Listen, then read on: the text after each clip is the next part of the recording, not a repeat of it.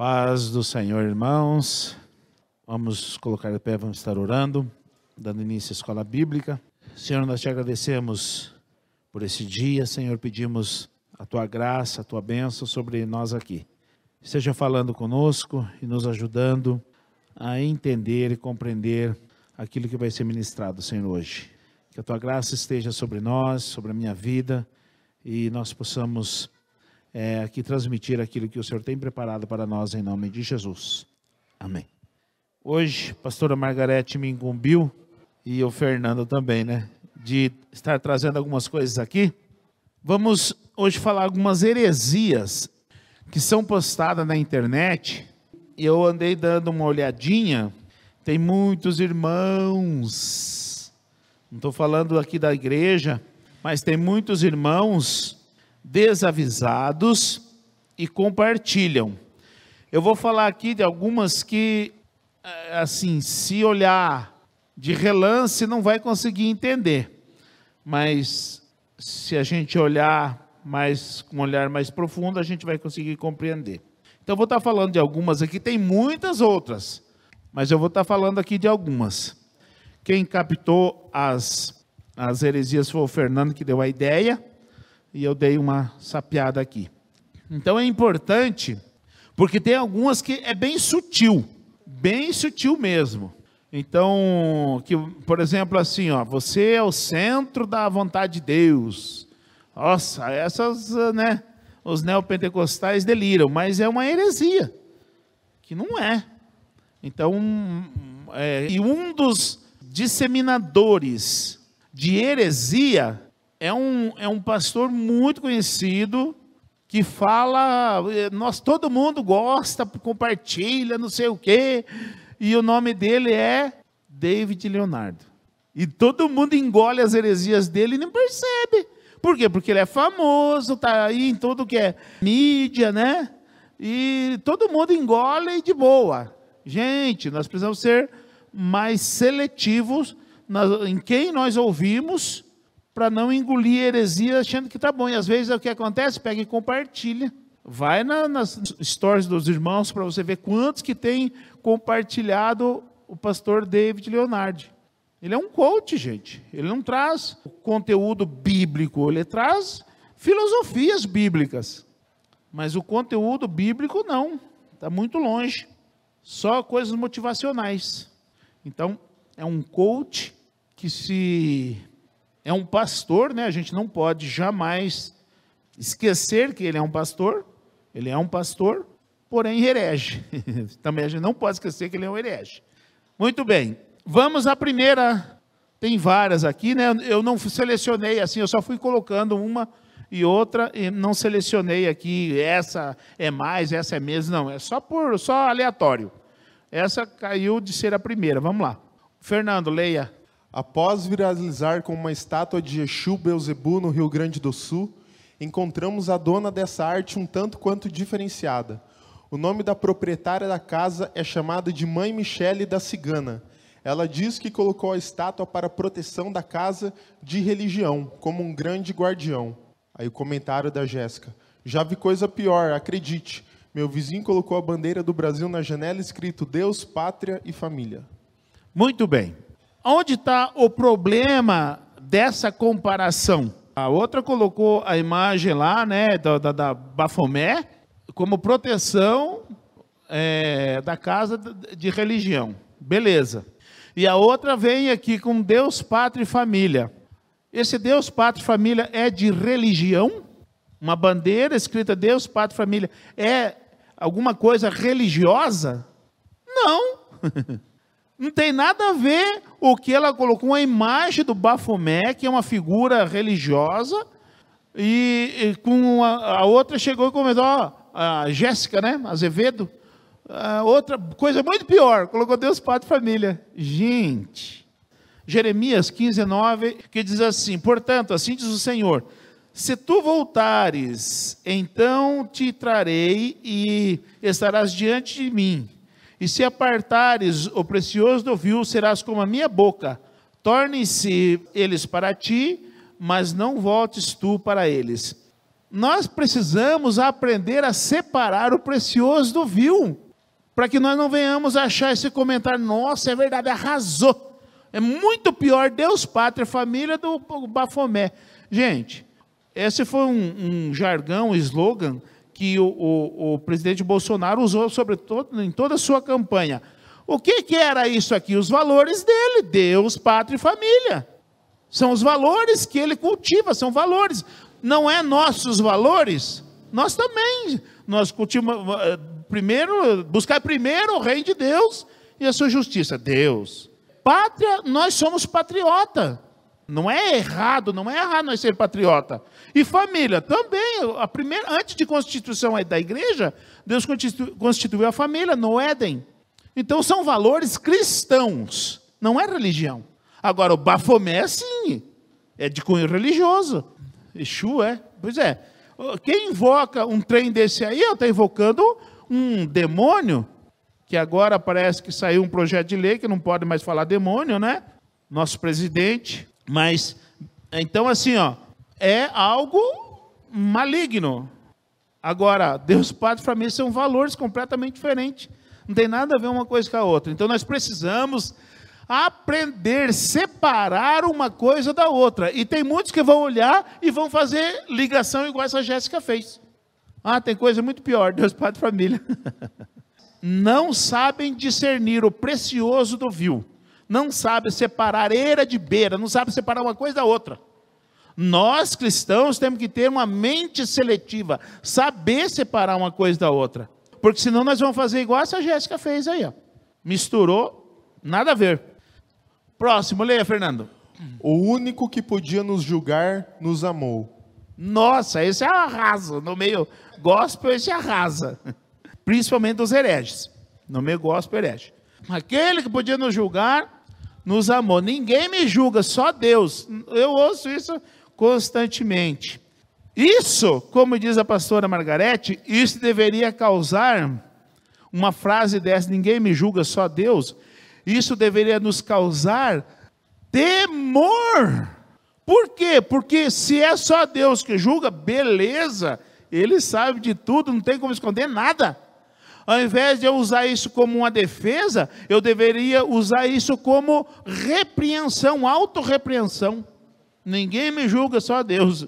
O único que podia nos julgar nos amou. Isso é uma verdade, mais ou menos, é uma heresia. Porque olha o que diz João 12, 47. E se alguém ouvir as minhas palavras e não crer, eu não o julgo. Quem disse isso aqui? O próprio Jesus. Eu não o julgo. Ele veio para julgar? Não, Jesus não veio para julgar. Porque eu vim não para julgar o mundo, mas para salvar o mundo. 48. Quem me rejeita a mim e não receber as minhas palavras, já tem quem o julgue. A palavra que eu tenho pregado, essa o há de julgar no último dia. Jesus não veio para julgar ninguém. Então quem escreveu essa frase, é o único que podia me julgar, nos amou, não sabe do que está falando, porque Jesus não veio para julgar. Ele não veio para julgar ninguém. Quem vai julgar? A palavra, a lei. Quem julga as pessoas? Temos ali um profissional do direito. Quem julga as pessoas é o juiz, né? Mas o que ele usa para julgar as pessoas, doutor? A lei. Então, na verdade, quem julga é a lei. Você está certo, você está errado. Então, Jesus não veio para julgar, gente. Jesus veio para cumprir a lei e ser o nosso Salvador. Então, quem podia me julgar, nos amou. Isso é frase que não conhece nada de Deus, de Bíblia. Agora, olha o que diz aqui Apocalipse 20, 12. E vi os mortos, pequenos e grandes, que estavam diante de Deus, e abriram os seus livros, e abriu-se outro livro, que é o da vida. E os mortos foram julgados pelas coisas que estavam escritas nos livros, segundo as suas obras. E aquele que não foi achado escrito no livro da vida, foi lançado no lago de fogo. Aqui sim ele é juiz. Mas ele vai julgar pela palavra. Quem cumpriu, quem não cumpriu, vai estar aqui. E vou falar para vocês, quem esperar esse tempo aqui, não tem mais o que fazer. Quem for julgado será condenado. Ninguém que for julgado vai ser absolvido. Ah, e nós vamos ser julgados? Não, nós não vamos ser julgados. Vai ser julgados apenas as nossas obras. Nós não seremos julgados. Os salvos não serão julgados. Os salvos serão julgados as obras para receber o galardão. Não se vai ser salvo, se vai ser perdido. Não, não vai ter esse julgamento. Agora, os perdidos sim vão ser julgados para que eles saibam o porquê foram condenados. Porque pode ter certeza, até no juízo final vai ter gente, eu estou injusto aqui, não deveria estar aqui. E quando chegar diante do Senhor Jesus Cristo, que apresentar o que Ele fez e o que Ele deixou de fazer, não tem mais desculpa. Vai ser condenado sim, mas está todo ali por que Ele foi condenado. Eu era bonzinho, era isso, aquilo. Não era não. Então, o único que podia me julgar é heresia, gente. A pessoa não sabe o que escreveu aqui. Quem compartilhou, não sabe o que compartilhou. E vou falar para você, quem compartilhou, isso aqui é o irmãozinho nosso. Não é daqui, mas é o irmãozinho nosso. Eita lá. Mas, infelizmente, aqui agora tem 3 posts junto. Pode ler. Transforme seu dízimo em cesta básica e mate a fome de alguém, porque Deus não precisa de dinheiro. Só um comentário específico. Deus precisa de dinheiro? Não, gente, Ele é o dono do ouro e da prata. Deus não precisa de dinheiro. Não é Deus que precisa de dinheiro. Pode ir. Tentando entender por que Deus, criador de um universo, vai querer 10% do seu salário. Eu fui expulso da igreja por questionar. Pastor, por que quando você precisa de dinheiro, você pede para os fiéis, e quando nós precisamos, você manda orar para Deus enviar providências? Aí o último. Então. Como é ser enganado para proporcionar vida de luxo para o pastor? Beleza. Tentando entender. Então, vamos tentar entender nós aqui também. Se a pessoa lá está tentando entender, vamos explicar. Nós temos que a origem de tudo isso. Então, Números 18, 20 diz assim: disse também o Senhor a Arão. Quem era o Arão? Todos nós sabemos, sacerdote. Era o pastor do povo.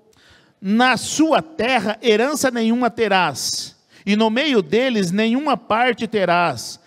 Eu sou a tua parte, a tua herança no meio dos filhos de Israel. Veja bem, o sacerdote, a tribo sacerdotal não recebeu herança nenhuma na terra. Então, está tentando entender, vamos tentar explicar. Por quê? Porque o trabalho deles não era trabalho braçal, era trabalho espiritual. Qual que era o trabalho deles? Era cuidar da parte espiritual do povo de Deus. O que eles faziam? Sacrifícios pelo povo.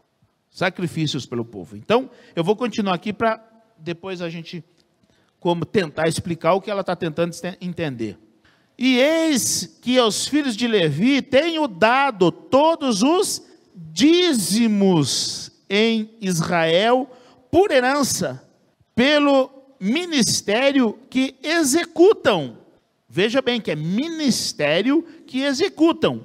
O ministério da tenda da congregação, quer dizer, o trabalho dele era um ministério e o ministério era na tenda da congregação, quer dizer, era para Deus o trabalho. Era para Deus. E Deus fez o quê? Deu os dízimos.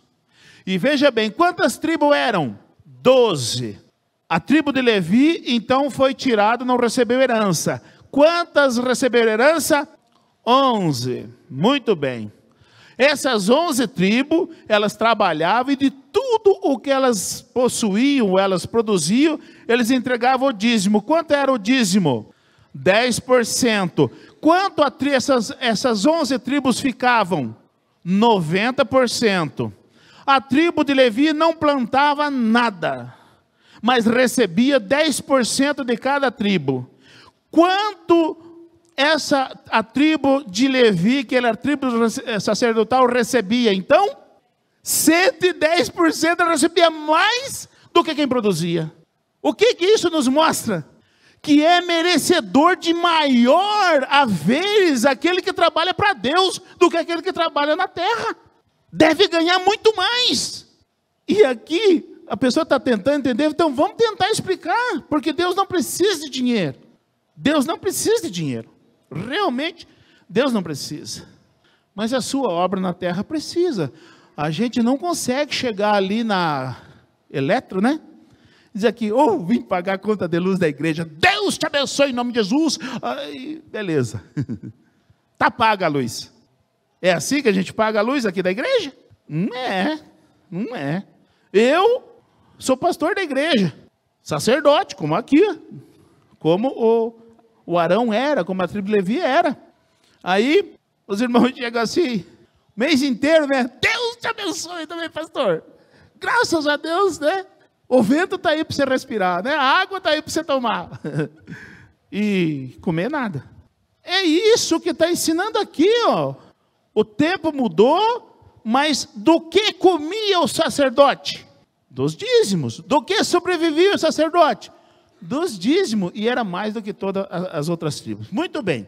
E nunca mais os filhos de Israel se chegarão à tenda da congregação para que não levem sobre si o pecado e morram. Membro nenhum de nenhuma tribo tinha o direito de chegar na tenda da congregação, senão morria, a não ser aquela que foi escolhida. Veja bem, que sacerdócio é escolhido por Deus, não pode ser qualquer um. Quem se meter a besta, morre. Ainda hoje. Se não morre de um jeito, morre de outro. Mas os levitas executarão o ministério da tenda da congregação, e eles levarão sobre si a sua iniquidade pelas vossas gerações. Estatuto perpétuo será. Veja bem. Mas era comida, né? Trigo, milho, não sei o que na época. Estatuto perpétuo, não muda. Então isso quer dizer que continua hoje? Continua hoje. Argumento que era só lá nessa época. Não é não, gente.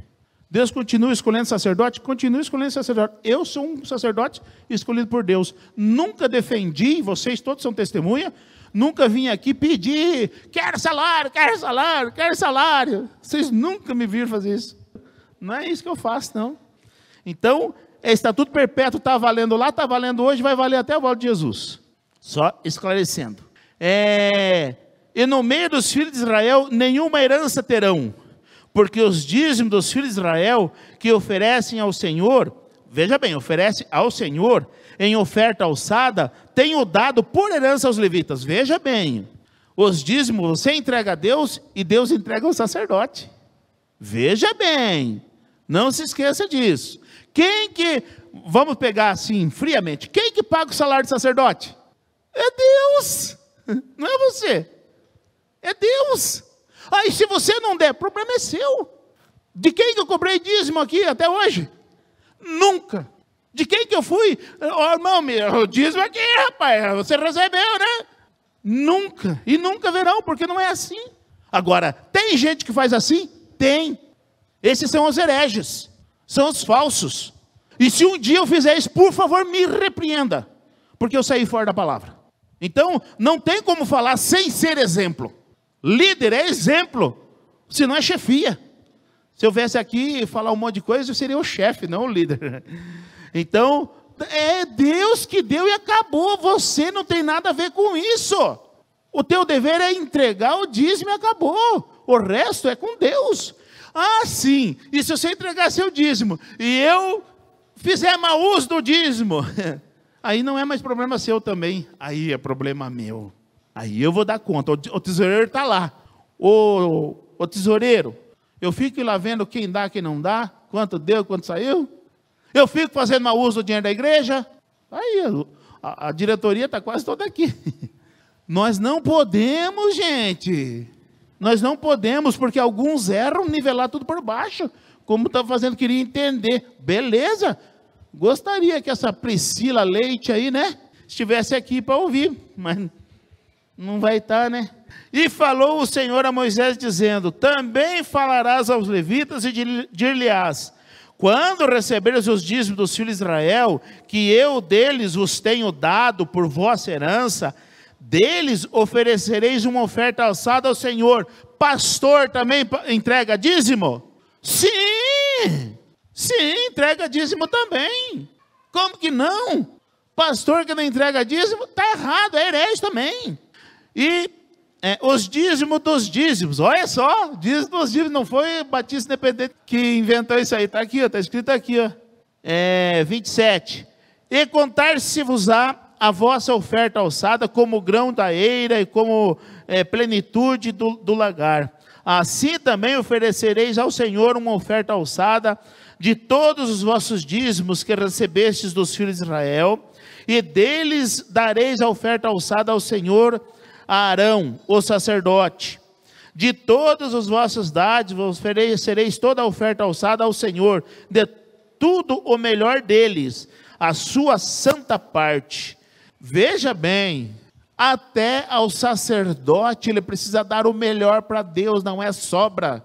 Se Deus não aceita o membro, Deus também não aceita do pastor, a sobra. Ou é o melhor, ou não adianta dar.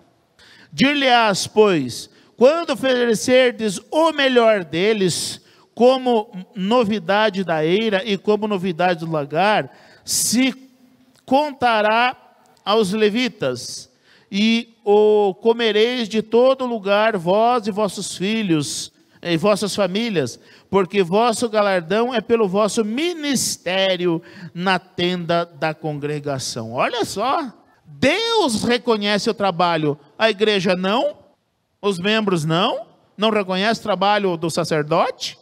Assim, não levareis sobre vós o pecado, é pecado não reconhecer isso. Quando deles ofereceres o melhor, e não profanareis as coisas santas dos filhos de Israel, para que não morrais. Vejam bem, aqui está falando que era estatuto perpétuo, lá atrás. Mas, e Jesus falou sobre isso? Olha só, por que não se dá cesta básica, né? Alguma coisa assim, né? Vamos ver aqui, né? O Malaquias, a gente tem que pegar o conceito bíblico, não apenas um texto, né? Trazei todos os dízimos aonde? A casa do tesouro, para que haja mantimento na minha casa. E depois fazei prova de mim, diz o Senhor dos Exércitos, se eu não vos abrir a janela dos céus, derramar sobre vós mesmos sem medida, tal.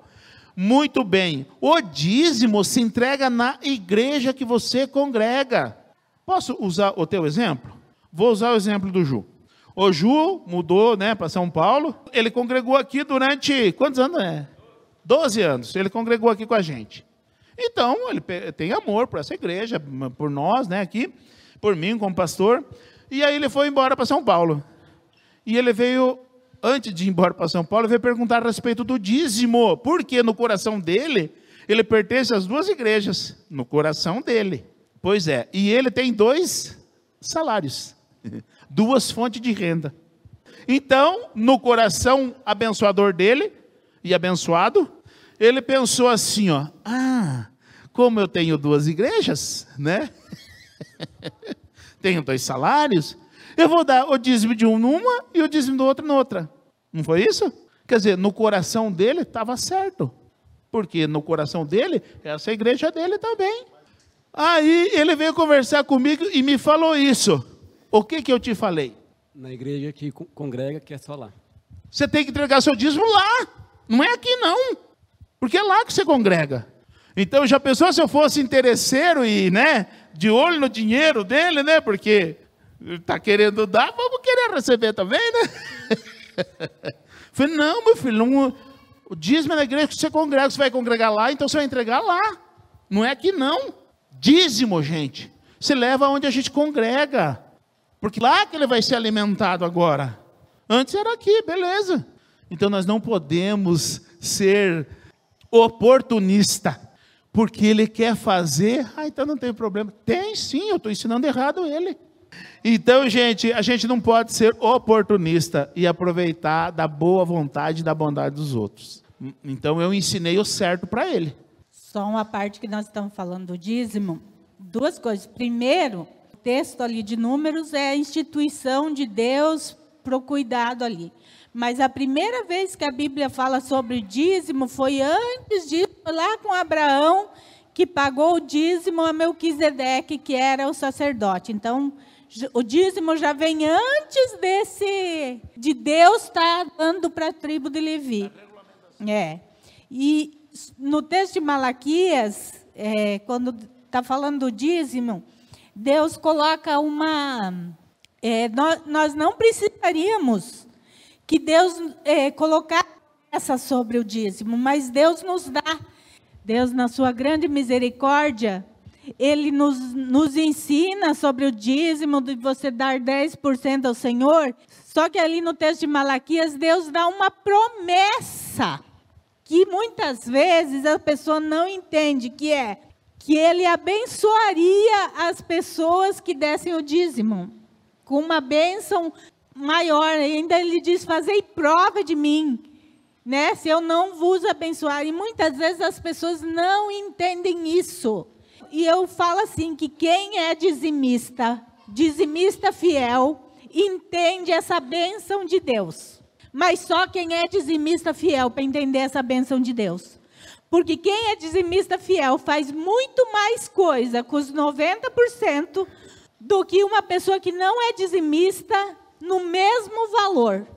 Aquele que é dizimista, o dinheiro rende. A gente consegue passar o mês. Deus nos dá experiências maravilhosas. Às vezes a gente está precisando do nada, Deus supre a nossa necessidade. Por que que Deus faz isso? Por causa dessa promessa de Malaquias. Então, assim, as pessoas não entendem essa bênção que existe no ser dizimista. E Deus precisava fazer isso? Não, é pela misericórdia dEle, porque Deus está colocando um princípio. E Ele está abençoando este princípio dEle sobre o dízimo. Então, a pessoa que é dizimista, ela entende esse texto de Malaquias. Agora, a pessoa que não é dizimista, muitas vezes passa necessidades, passa por aperto, passa por problemas que não é solucionado e às vezes está relacionado justamente por não ser dizimista. Há uma bênção sobre quem é dizimista e Deus cumpre a sua promessa. Então, Deus abençoa sim quem é dizimista. Agora vamos então para o que Jesus falou. Porque não tem dízimo no Novo Testamento, a turma diz, né? Não tem mesmo? Mateus 23 diz assim, ó, ai de vós, escribas e fariseus hipócritas, pois que dizimais a hortelã, o endro e o cominho, e desprezais o mais importante da lei, o juízo, a misericórdia e a fé. Devias, porém, fazer estas coisas e não omitir aquelas. Do que Jesus está falando? Do erro que eles estavam fazendo. E ele está mostrando uma coisa, a vida cristã, ela é composta de justiça, misericórdia e fé, e dízimo. Quem disse isso aqui foi Jesus. A vida cristã é composta desses 4 valores: justiça, misericórdia, fé e o dízimo. Quem fala ao contrário disso está errado. E quem não faz isso está errando. Então Jesus ensinou sim sobre dízimo para aqueles que dizem que não tem dízimo no Novo Testamento. Se o próprio Jesus ensinou, é porque ele está outorgando o que foi dito. Porque aqui ele estava pregando a lei. A justiça, a misericórdia e a fé faz parte da lei. É assim que se deve viver um cristão. E o dízimo também. Próximo. Existem pessoas com baseados na mão que têm o coração mais puro que aquelas que carregam a Bíblia no sovaco. Olha só. Quem fala algo dessa natureza não entendeu nada a respeito da palavra de Deus. Não entendeu nada a respeito de salvação, não entendeu nada a respeito de igreja, não entendeu nada a respeito de fé. Porque olha o que ele está baseando. Que existem pessoas com baseado na mão, que têm o coração mais puro do que aqueles que carregam a Bíblia embaixo do sovaco, ainda denegrindo o posicionamento da Bíblia. Gente, não entendeu nada. Olha o que a pessoa está falando, que besteira essa pessoa está falando. Agora, olha o que diz aqui, ó, Jeremias 17:9. Enganoso é o coração, mais do que todas as coisas, e perverso. Quem o conhecerá? A pessoa tem um coração mais puro. O coração é enganoso, é perverso, é corrompido. A pessoa não sabe nem o que está falando. Primeiro está comparando coisas que não tem nada a ver. Uma coisa não tem nada a ver com a outra. Quer dizer, vou falar para vocês. Quem parte Qual que é a diferença de a pessoa tomar uma cerveja, ou fumar um cigarro, e a pessoa fumar um cigarro de maconha? Qual que é a diferença? Muita diferença. Porque a pessoa que pega um cigarro de maconha, ou uma cocaína, ou alguma coisa, ela transcendeu a legalidade. É um vício, mas esse aqui você compra em qualquer lugar. A cerveja, o cigarro, isso aqui você tem que ir escondido. Quer dizer, você sabe que está errado. Quer dizer, transcendeu o limite da legalidade. E já está num outro patamar de corrupção do coração. Já passou o patamar da legalidade. É muito pior. A corrupção é muito maior. Quem faz isso aqui faz outras coisas erradas. Coisas terríveis. Desde que os outros não saibam, né? Então, a corrupção é maior. O problema é maior. Corrompeu a mente. Efésios 2:8 diz assim: pela graça sois salvos por meio da fé, isso não vem de vós, é dom de Deus, não de obras, para que ninguém se glorie. E a continuação do texto diz: pois somos feitura dele, criados em Cristo para as boas obras. Fazer boa obra, que é o contexto ali, ter o coração bom, né? Fazer boa obra não é pré-requisito para a salvação. Fazer boa obra é dever do salvo. Agora, e aquele que não é salvo e tem um coração bom? Esse é reconhecido pela sociedade, mas diante de Deus não tem valor algum para a salvação.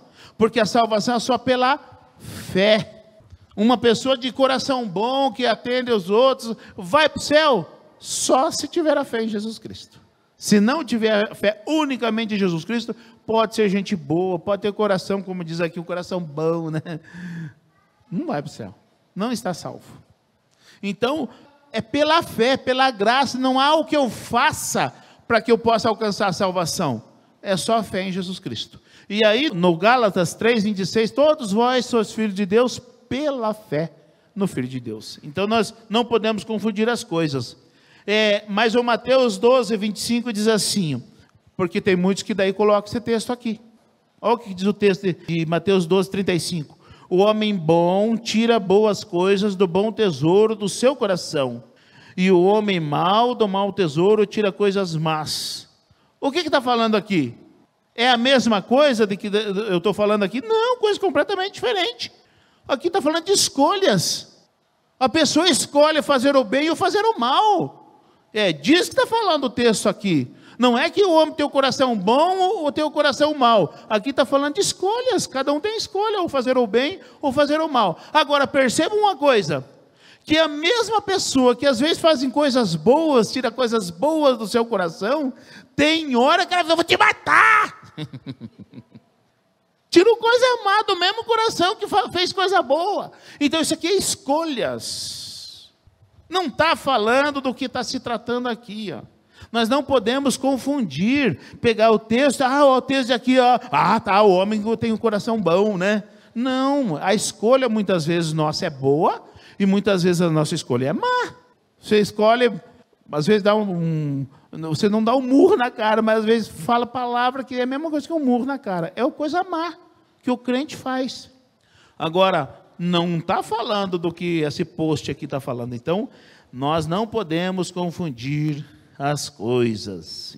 E aqui também não está falando de salvação esse texto, está tratando de atitudes. Próximo post. Meus pecados passando no telão do juízo final. Esse dia foi top. O que isso aqui nos mostra, né? As pessoas não sabem nada a respeito do que está por vir, a respeito do que nos espera. Quando estiver passando, né? Primeiro, no telão, né? Acho que vai ser um telão lá, né? Primeiro, quando estiver passando lá os teus feitos, não tem mais o que fazer. Você não está, esse dia foi top. Você está em desespero total, em agonia total. Por quê? Porque não tem mais o que ser feito. Você acha que nesse dia você vai pensar, esse dia você estava fumando baseadinho lá, né? Você estava numa prostituição, mas a pessoa era legal, seu parceiro era legal, né? Que dia, esse dia foi demais. Você acha que vai estar isso? Está no desespero. Por quê? Porque você já sabe para onde você foi. Porque é o julgamento. A irmã Magda contou esses dias o desespero que ela passou Ela disse que não estava acordada, mas não estava dormindo. Mas ela contou esses dias, o desespero que ela viu naquela visão que ela teve, macabra, né? Então não vai ser assim. 1 Coríntios 2,9 diz assim: mas como está escrito, as coisas que o olho não viu, o ouvido não ouviu, e não subiram ao coração do homem, são as que Deus preparou para os que o amam. Gente, aqui está falando a respeito de salvação, está falando a respeito de céu. Nós não conseguimos entender o céu com essa mente, com esses olhos que a terra há de comer. Nós não conseguimos entender, sabe por quê? Nossa mente é limitada, e as coisas de Deus são muito maiores, são transcendentes, transcende a nossa compreensão. Então nós não conseguimos entender. Então tudo que nós conseguimos imaginar não é nada perto do que Deus tem preparado para nós. O oposto é verdadeiro, nós não temos noção de compreender a tragédia que é a perdição, o sofrimento que é a perdição. Por quê? Porque primeiro é eterno, não tem mais fim, e quem foi para lá não tem mais o que fazer. Então não tem coração bom aqui. Eu tinha coração bom, mas você aceitou Jesus como teu único e suficiente Salvador? Sim. Você obedeceu a palavra? Sim. Então você vai para o céu. Agora, se você aceitou Jesus, aceitei, obedeceu? Não. Então não tem o que fazer, está chão mesmo. Então as pessoas não têm noção do que vai ser a eternidade, o julgamento. Esse dia foi top? Foi. Quando estiver passando lá, não tem mais o que fazer. E se for o telão, né? Todo mundo vai ver. Então nós precisamos tomar cuidado com aquilo que nós pensamos a respeito do futuro, da eternidade. É que hoje muitas igrejas ensinam, ou dá-se a entender, que se eu crer em Jesus, eu sou salvo. E aí essa segunda parte de obedecer a palavra, tira, né? Eles são, que nem a nossa igreja ensina, mas são pouquíssimas igrejas que ensinam as duas coisas, né? Eles pegam só de que você tem que crer em Jesus unicamente e você será salvo. E aí o obedecer a palavra, que é a consequência de você crer, eles tiram, né? E acham que crer é só eu falar, eu creio, né? E aí, por isso que muitos se perdem, né? Sim, não é só o crer. Quem crê, obedece. Agora, quem não obedece, mostra que não crê. Nós não podemos errar nisso. Não é só quem tem Jesus e obedece, esse vai para o céu. Esse está salvo. Se permanecer assim até o fim, estará salvo. Agora, quem crê em Jesus, mas não obedece, não valeu de nada a fé. Não valeu de nada o crer. Porque não obedeceu. Então, não é só crer. É crer e obedecer. Próximo. Inquisição, Jesus dormindo. Holocausto, Jesus dormindo. Escravidão, Jesus dormindo. Carnaval 2020, Jesus desperta. 2020. Gente, quem fez um negócio desse aí, já está, eu acho que queimando no carneirão já, porque pela madrugada, olha a falta de temor de que fez um negócio desse aqui. Pela madrugada, gente. Jesus dormindo, Jesus não estava dormindo em momento algum. Vocês acham que não está tudo escrito quem fez, o que fez, quando fez e por que fez? Vocês acham que Hitler fez tudo que fez, o holocausto lá, e está tudo tranquilo? Não está tudo escrito? Agora, se nós formos analisar a Bíblia, então a gente vai entender por que aconteceu isso com os judeus. Por quê? Eles condenaram primeiro o inocente que veio para salvá-los. E aí, entre um condenado, um bandido, né? E Jesus Cristo inocente, eles crucifica quem? O inocente, solta Barrabás. E aí, diz assim, caia sobre nós o sangue desse inocente. Foi o povo que disse isso. E aí, quando Jesus, um pouco antes disso, estava lá, entrou em Jerusalém, e aí foi lá, chorou por Jerusalém, Jerusalém, que mata os profetas e apedreja os que te são enviados. Quantas vezes eu quis ajuntar vocês como uma galinha junta seus pintinhos, mas vós não quisestes. De agora em diante, não me vereis mais, até que venham a dizer, bendito o que vem em nome do Senhor. Mateus 23, do 37 ao 39. Foi o próprio Senhor que disse isso. De agora em diante, não me vereis mais, até que venham a dizer, bendito que venha o nome do Senhor. E quando o povo de Israel, essa é uma referência específica para o povo de Israel, quando que o povo de Israel vai dizer, bendito o que vem em nome do Senhor? Só no Armagedon. Quando Jesus descer e fender o monte das oliveiras ao meio e der o escape, porque o anticristo está querendo matar todo mundo. Aí eles vão reconhecer, bendito o que vem em nome do Senhor, só nesse tempo. Então, gente, por que o povo judeu, por que o Hitler foi contra o povo judeu? Por causa disso, eles têm uma conta muito grande com Deus para pagar. Isso mostra a lei da semeadura. Quem planta, colhe. Quem planta vento, colhe tempestade. E nós achamos que nós vamos fazer e pagar de bonitão ainda. Não, você plantou, você vai colher. Olha o que o povo de Israel colheu. Vejam as imagens, eu assisto muita coisa do Holocausto, da Segunda Guerra, eu assisto muita coisa, tudo que eu vejo de documentário eu vou assistir. Vejam o horror que foi esse povo. Gente, homem adulto pesando 30 quilos.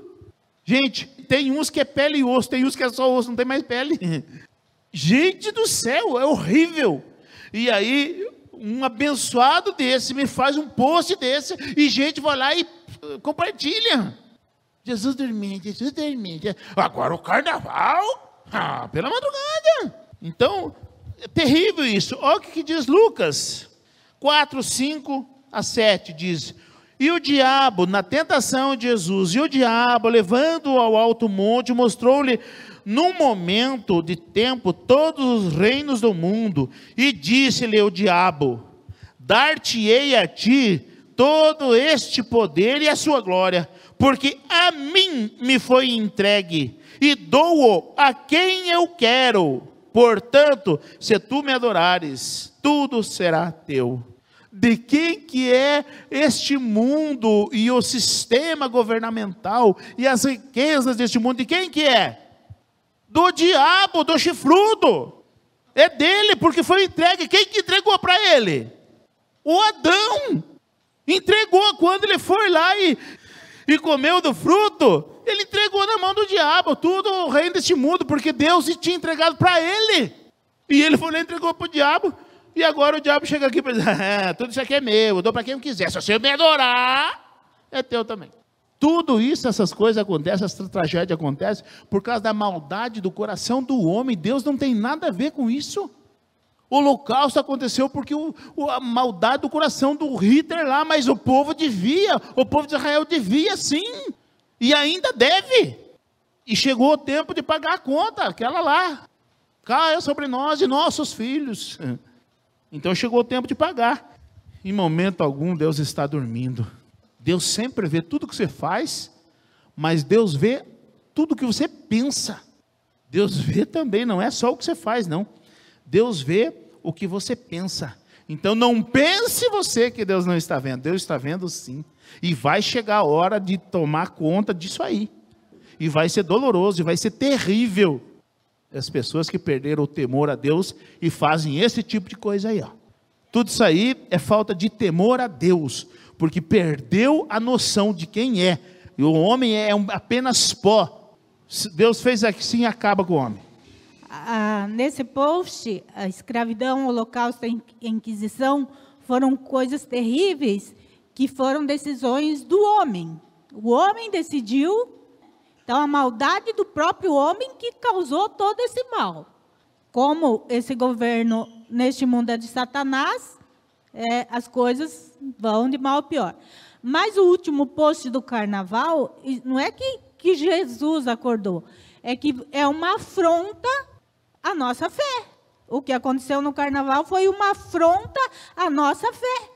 E por isso que houve essa repercussão. Então, na verdade, o que está acima deste post não tem nada a ver com o que aconteceu no carnaval. Ali foi homens que tomaram a decisão e fizeram isso. Agora, isso do carnaval é uma afronta direta à nossa fé. Então, lógico que nós, como cristãos, vamos reagir. Assim como teve muitos cristãos que reagiram contra o Holocausto, contra a Inquisição e contra a escravidão. Do mesmo modo. Veja bem, a maldade do coração do homem não é de agora, não é do Carnaval 2020, como está ali. Gênesis 8:21. Diz assim: e o Senhor aspirou a suave cheiro e disse consigo mesmo: não tornarei a amaldiçoar a terra por causa do homem, porque é mau o desígnio íntimo do homem desde a sua mocidade. Quer dizer, desde criança a maldade no coração. Então, aconteceu todas essas atrocidades por causa da maldade do coração do homem. E nós vimos antes ali, né, que é bom, né, o homem bom, não sei o quê. Não, né, o cigarrento aqui, diz que é melhor, tem gente que é melhor do que a que usa a Bíblia, né? Então, o homem é mau desde criança, gente. Então, Jesus não está dormindo de jeito nenhum. É a maldade do homem que faz isso, é a falta de temor, não conhece Deus, e vai custar caro quem disseminou e quem compartilhar esse negócio aí. Portanto, tomem cuidado no que vocês compartilham. Próximo. Se você perdoar demais, as pessoas se acostumam a falhar contigo. Se você perdoar demais, as pessoas acostumam a falhar contigo. Está coerente, né? Com a palavra de Deus isso aí. Veja bem, quantas vezes Jesus disse, a lei dizia quantas vezes que o homem deve perdoar por dia? A lei dizia 7 vezes. 7 vezes. Aí vem Jesus e diz, mas os discípulos acharam muito, né? Aí Jesus diz assim, viu? Deixa eu te falar um negocinho para você. Eu não te digo 7. Se Jesus parasse, eu sabia muita coisa, né? 7. Mas eu te digo 70 vezes 7, acabou com os discípulos. Então, gente, nós não podemos cair num conto desse aí, mas é bonitinho, né?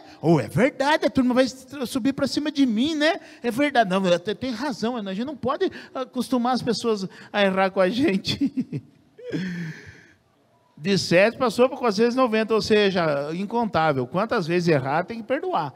Então, Mateus 6,14 diz, porque se perdoares aos homens as suas ofensas, também vosso Pai Celestial vos perdoará a vós. Se, porém, não perdoar aos homens as suas ofensas, também vosso Pai vos não perdoará as vossas. Gente, quem não perdoa não é perdoado. E quem não for perdoado não vai para o céu. Esse é o ensinamento bíblico. Então, você quer ir para o céu? Então perdoe. Para quê? Para você ser perdoado também. Olha o elo de ligação. Se quer ser perdoado, perdoe. Por quê? Porque com a medida que nós medimos os outros, nós não devemos julgar. Ele errou comigo porque é isso, aquele outro. Não devemos julgar. Por que ele errou? Não sei. Ele veio pedir perdão, então perdoe. Mas não, ele errou comigo porque ele é isso, aquilo, não julgue. Se ele errou contigo, 1, 2, 10, e as 10 vezes ele veio pedir perdão para você, perdoe. E se chegar em 490, como a Bíblia já fez a conta aqui, se chega em 490, agora se ele fizer de novo, não perdoa mais. Todo animado. Não, gente. Mas Mateus 18:21 diz, então Pedro aproximou e disse, Senhor, até quantas vezes pecará meu irmão contra mim, eu lhes perdoarei? Até 7? Jesus respondeu, não te digo até 7, mas até 70 vezes 7. Então, gente, perdão é infinito. Se você quiser ser perdoado por Deus. Se você não quiser, você está perdendo seu tempo. Colocação da irmã Magda. Daí se perdoa, mas pode se afastar. Não, daí não é perdão. O conceito do perdão é que eu perdoo e volta tudo normal. Esse é o conceito do perdão. Porque senão, Jesus teria dito lá pro divórcio, não, você perdoa, mas pode se afastar um pouquinho. Não tem essa. Ele voltou ao conceito normal. Perdão, o conceito é que volta tudo normal. Não tem essa de, eu perdoo, mas não convivo. Isso aí não é perdão. O Romanos 3,19 diz assim, arrependei-vos, pois, e convertei-vos. Não é só perdoar, é converter, quer dizer, é mudança de posicionamento. Para que sejam apagados os vossos pecados e venham assim os tempos de refrigério pela presença do Senhor. Próximo. Lésbica, feminista, cristã. Veja bem, coisas que não compactuam. Cristã não pactua com nem essas outras duas coisas. Feminista e lésbica. Não existe feminista cristã, não existe. Ou é uma coisa ou é outra. Não existe lésbica cristã, ou é uma coisa ou é outra. E não existe machista cristão. Não existe. Porque essas coisas não são compatíveis com o evangelho. Não existe essas coisas. Ah, eu sou machista mesmo, graças a Deus. Então, meu filho, teu lugar não é Cristo. Teu lugar é o taxão. Porque não existe machista cristão. Eu coloquei o texto aqui de Romanos que diz assim: dizendo-se sábios, tornaram-se loucos e mudaram a glória de Deus incorruptível em semelhança da imagem do homem corruptível e de aves e quadrúpedes e répteis. Por isso também Deus os entregou às concupiscências de seus corações, à imundícia, para desonrar os seus corpos entre si, pois mudaram a verdade de Deus em mentira e honraram e serviram mais a criatura do que o Criador, que é bendito eternamente. Amém. Por isso, Deus os abandonou às paixões infames. Olha o que está dizendo aqui. Porque até as suas mulheres mudaram o uso natural, no contrário à natureza. E semelhantemente também os homens, deixando o uso natural da mulher, inflamaram em sua sensualidade uns para com os outros, homens com homens, cometendo torpeza e recebendo em si mesmo a recompensa que convinha ao seu erro. Veja bem, quem pratica o lesbianismo ou a homossexualidade está cometendo erro. E quem comete esse tipo de erro e persiste nesse tipo de erro, Deus diz aqui no 26, Deus o abandonou as paixões infames. O que é uma coisa infame? De má fama. Tem má fama tanto a lésbica quanto o homossexual. Tem má fama. Agora, o que está acontecendo hoje? Eles estão querendo colocar essas coisas em evidência, dizer, olha que lindo. Estão querendo ensinar até nas escolas. E já assinaram uma recomendação, e está a maior polêmica aqui no estado de São Paulo, que tem a recomendação que não pode ensinar nada religioso, mas a coisa de gênero está sendo ensinada nas escolas. Então, Deus abandonou as paixões infames. Mas, muito bem, eu só vou ler o final do texto, que eu não coloquei aqui, mas Romanos 1, olha o final do texto, que às vezes, eu não sou, né? Eu tenho amizade com esse povo, mas eu não sou, eu não sou muito amigo meu, mas gosto muito dele. Olha o que diz aqui, ó. Conhecendo eles a sentença de Deus, de que são passíveis de morte, os que tais coisas praticam, não somente as fazem, mas também aprova os que assim procedem. Gente, quem passa a mão na cabeça de quem pratica esse tipo de coisa, está na mesma condenação. Mas é muito amigo meu, é gente boa demais.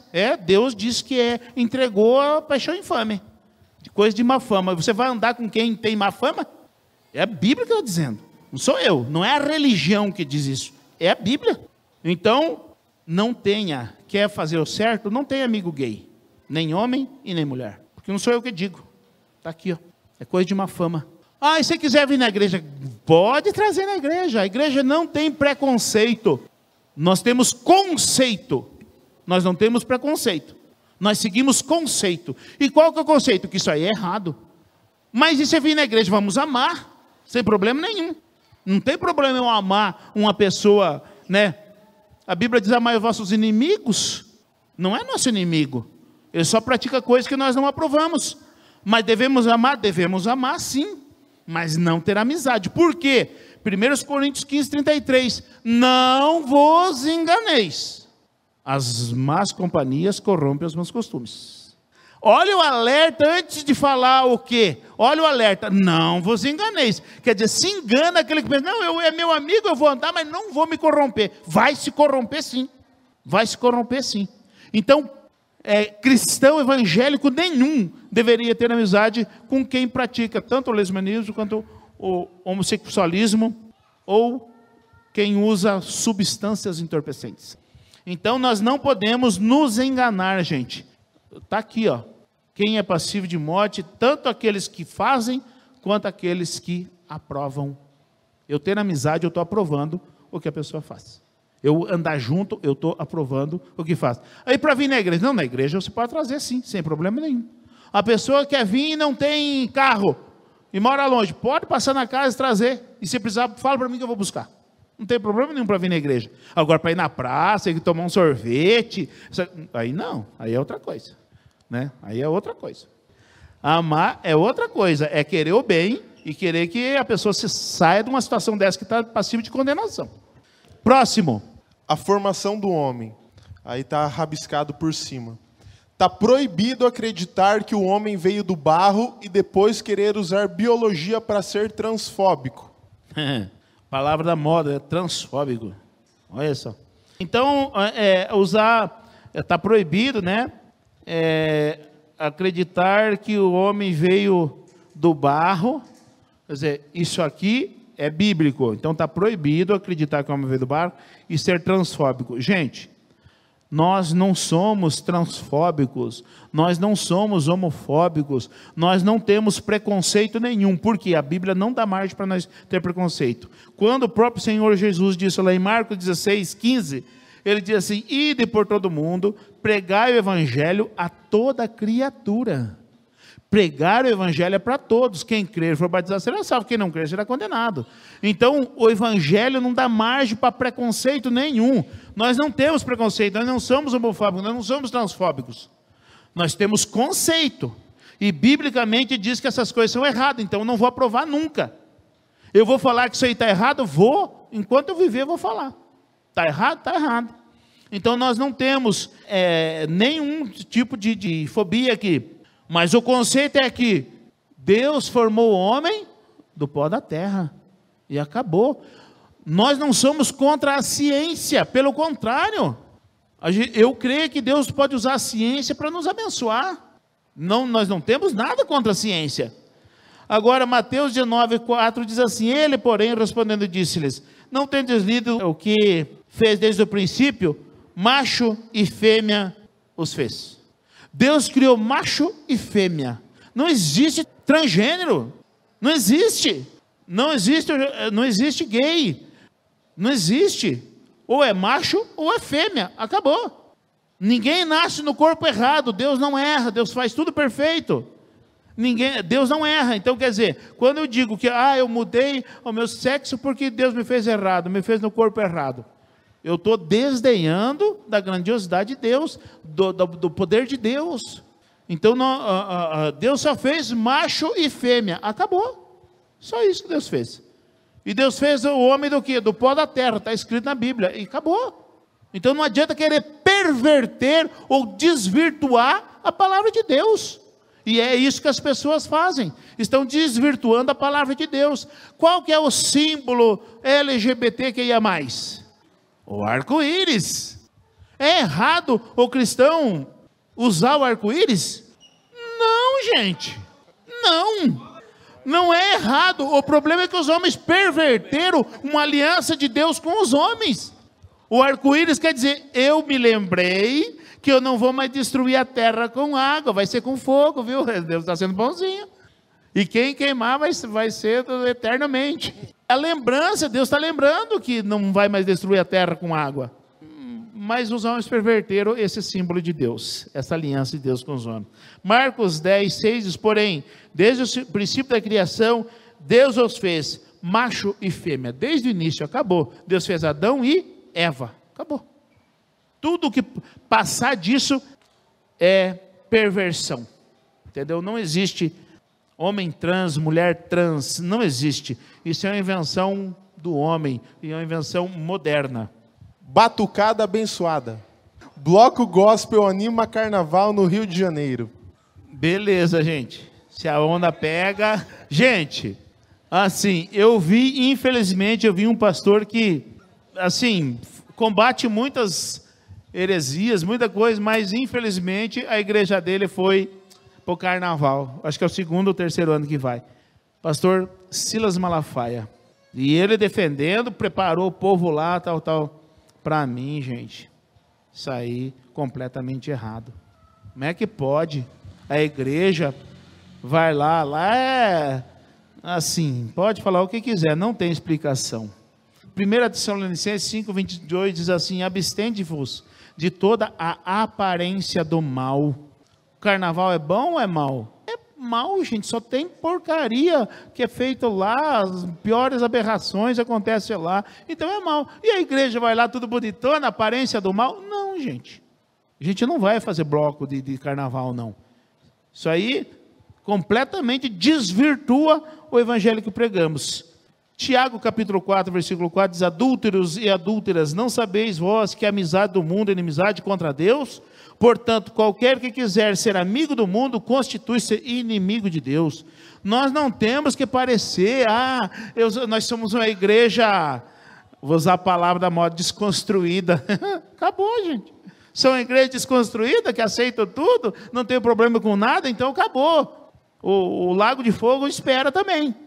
Então nós não podemos cair nessa, gente. A amizade do mundo é inimizade contra Deus e acabou. Não existe essa meio termo. Não, mas eu vou lá para evangelizar. Mentira gospel também. Não é assim. Próximo. Quando minha avó era viva, em uma semana estava na macumba e na outra estava na igreja. E eu perguntava qual era a religião dela.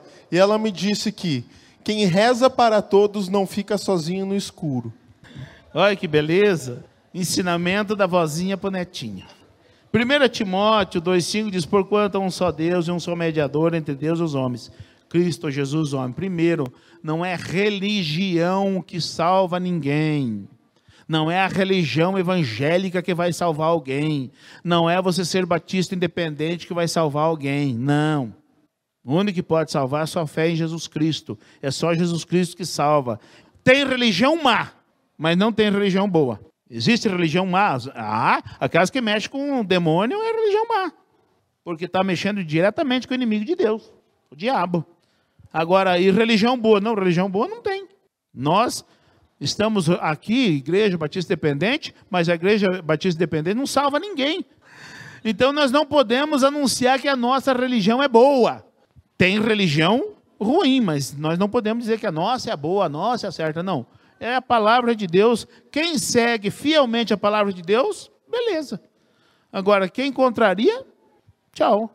Nós não podemos achar que alguém será salvo, como diz Levítico 5,17, por ignorância. Eu não sabia. Ninguém vai ser salvo por ignorância. E religião nenhuma vai salvar ninguém. Nós só somos salvos por meio da fé em Jesus Cristo e acabou. Acabou mesmo. Vamos orar. Senhor, nós te agradecemos por todas as coisas. Bendito é o Senhor. Nos ajuda a compreender a tua palavra e a guardá-la, Senhor. Que nada que nós venhamos a fazer aqui seja contrário à tua vontade e à tua palavra. Ensina-nos para que não venhamos cair em heresias, no nome de Jesus. Amém.